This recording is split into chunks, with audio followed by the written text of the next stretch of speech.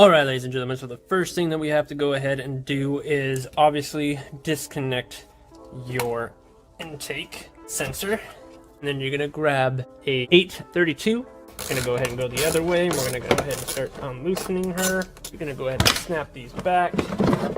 Pull this forward. Pull that off. There's going to be an 10mm bolt that sits right here that holds the whole housing down. I already took mine off, so we don't have to. We're going to pull up on it.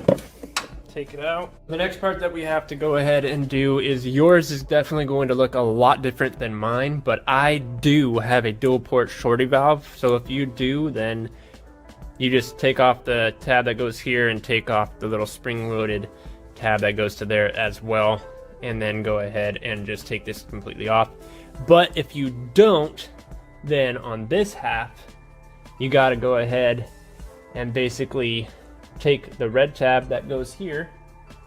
So this red tab, you just pull it up, or there will be those side things right here. You pull them out and that thing will pop up, and then you're going to see a button right there, and you're going to press that button and pull it right off. Then you have another 10mm bolt right here that we are going to take off from this purge valve. Then you have the other side hose that goes to your purge valve.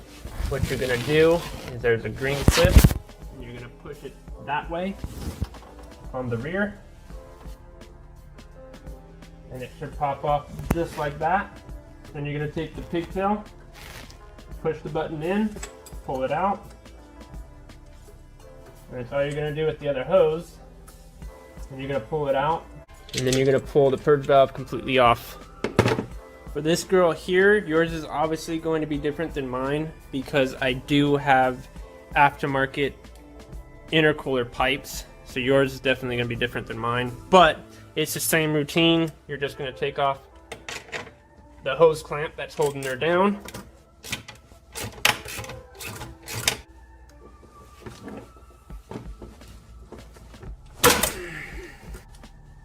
Pull her off. Next step, guys, is definitely we have to disconnect the throttle body.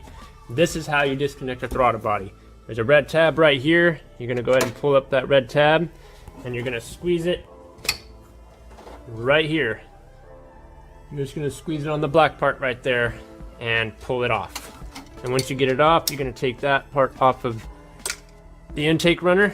And then we also have one more sensor. Here's your map sensor here. So you're gonna go ahead and pull that pigtail off just by doing the same thing as the throttle body. Pull that completely off. Take it off of your intake runners. Go ahead and pull that hose off of the holder. Check that hose off. Take your fuel line off of the holder. Now you have a 13mm bolt that holds down your heater hose, which is right underneath your intake runners off to the right side. You're gonna see it sticking up. I'm gonna go ahead and stick your ratchet on there. Start unloosening. Pull the nut out, put it aside. Now that is free. You don't have to do anything else to that. There is one more hose that is right there. That hose you want to take off. You're gonna squeeze that black top part where you see on the black side of it. You're gonna squeeze it down and pull it off. That's all you have to do as far as anything on your intake runners. We have 5 bolts that hold down your intake runner, and there's actually a way that you have to follow, so that way you don't mess up your guys' gaskets. Here we go. I'm gonna teach you guys a real fast and easy way to do this. But we're gonna go ahead and tackle the one in the middle. It is a 10mm. You're gonna need an extension as long as this guy here. I have 2 halves on my ratchet. So we're gonna go ahead and you're gonna stick it in the hole, find the first screw, start taking her off. There's one. I'm gonna come to this one. I'm gonna come to this one. You're gonna come to this one right here. It's right inside that hole, right behind the pulley. And the last one is right here behind.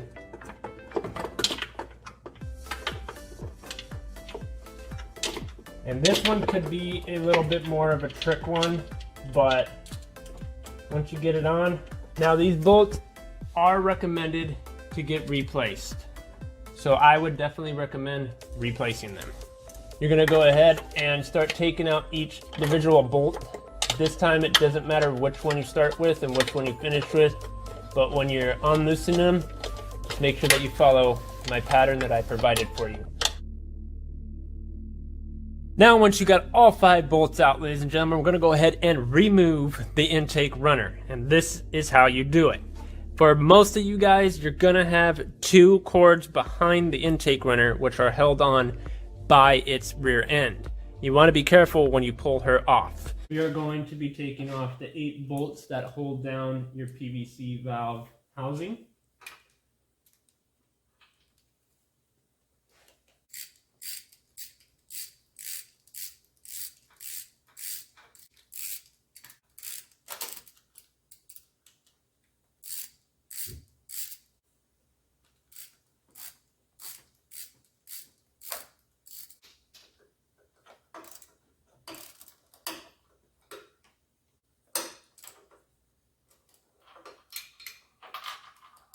After you have taken all the bolts out from it, it will be very easy. You just give it a little bit of a tug, and it comes out looking like this.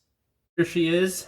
And what we're going to go ahead and do is there's 2 clips right here. You're going to take your flathead, and on one of them, just pull it up. You just want to get it above that clip.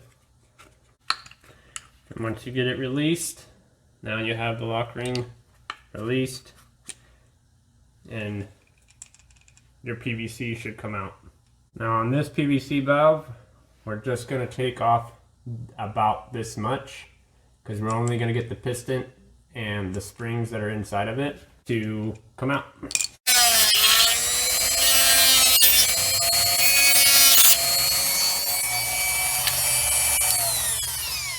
Alright, now that we've finally got her to release, it should just pull out just like that.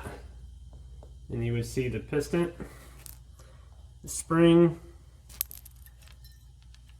another spring,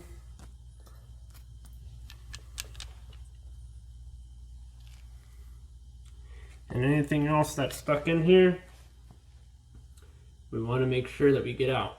That's pretty much all of the pieces that you're going to be getting out, and those are pretty much trash now that you cut your PVC out. I'm going to go ahead and get this guy out. If you use a Dremel, your edges are going to be very clean. But if you use a saw or anything in that matter, your edges are going to be really rough. And you might want to just take a sandpaper because, you know, make it look clean, guys. Once you are done with doing that, what you're going to want to do is you're going to want to take your PVC housing and go ahead and turn it over. You're going to grab the 8 screws that you took off. Go ahead and place this guy back in. The best idea is to grab at least like 1 screw to get it locked in. You pretty much are going to do it just like the way that you've done every other one. Cross pattern, so that way the gasket sits beautifully. We are doing the UPR catch can. Now these come in black or silver. I really like this can. I really do recommend it. So far it looks outstanding. I love how the quality of it is. It's actually really amazes me from my $12 one to a $238 one. That's just amazing. These usually are a little bit more expensive than that, so make sure that you're not buying anything cheap China. We're going to take out the bolt that holds the ground strap right here. Leave the ground strap on the car.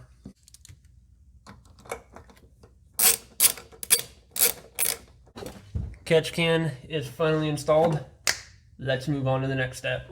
Now this hose does not have a check valve in it, so this is obviously going to be your dirty side hose. Now how you lead it, I'm going to show you that right now. So let's get to it.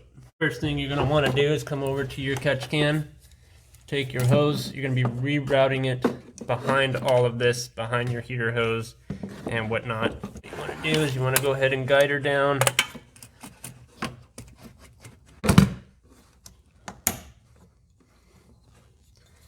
Okay, that hose is in. Dirty side that you guys led over here. That one plugs into the nipple on the PVC. Then your dirty side is done. Now we got the longer one out of the bunch that has a check valve on it. And as you can tell, the arrow is facing that way. You want it to be facing away from the catch can. So make sure when you're putting this on, it is facing away from the catch can. So it has to go that way. The port that it goes into, it goes to the one closest to your coolant reservoir. What we're gonna do, we're gonna try to route her, because it cannot touch any pulleys. That's what you have to keep your mind on. So if you go underneath your radiator hose, and underneath the intake, I'll show you right now in a minute where I'm got to, or how I'm going to make this so it doesn't hit any pulleys. And it's typically pretty easy, because I'm going to show you two spots that you can, I'm going to show you two spots where you can zip tie that hose so it doesn't touch any pulleys while you're driving.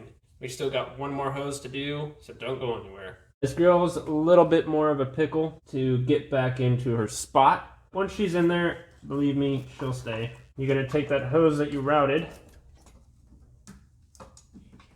turn it, snap her into your intake runner. We are at the turbo inlet. So if you don't know what an inlet is, it's the air box. We're gonna go ahead and disconnect that. So we have to get in here.